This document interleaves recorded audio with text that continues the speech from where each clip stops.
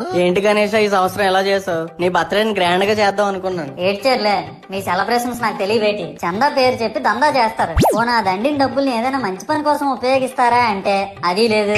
పైగా నా విగ్రహాన్ని కొనడానికి పెళ్లి సంబంధాల్లో పిల్లని చూడడానికి వెళ్ళినట్టు పొలవమను 10 మంది వెళ్తారు. అందులో ఒకడికి ఆ బొమ్మ నచ్చిందని, ఇంకోటికి ఈ బొమ్మ నచ్చిందని. నా కర్మ ఏంటంటే అక్కడ ఉన్నవన్నీ నా బొమ్మలే. మళ్ళీ తీరా 10 మందికి ఒక బొమ్మ నచ్చాక అమ్మేటోడు అలుసుగా తీసుకొని 10,000 15,000 అని బాంబు పేలుస్తాడు. ఎందుకురా బాబు ఇంత రేట్ అంటే కలకత్తా నుంచి తెప్పించామంటాడు. నాకు అర్థం కానిది ఏంటంటే ఎక్కడైతే నేను కలకత్తా నుంచి అయితే నాకన్నా మొనగాడు వస్తాడా, అక్కడ కూడా నేనే కదా.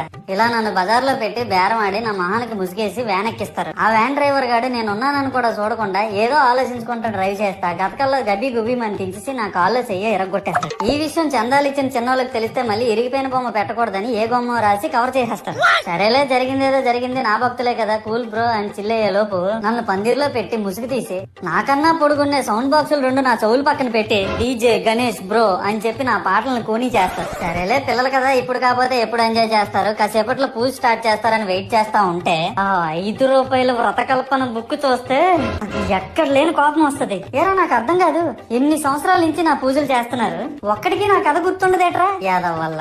ఓ నా బుక్ లో చూసిన దాన్నైనా తిన్నంగా చదువుతారా అంటే అది ఉండదు. ఏదో బాగా అటర్ ఫ్లాప్ అయిపోయిన తెలుగు సినిమాకి రివ్యూ చెప్పినట్టు చదువుతారు ఒక్కొక్కడును. ఇంకా తర్వాత 9 రాత్రుల పాటు నాకు ఎన్ని సినిమా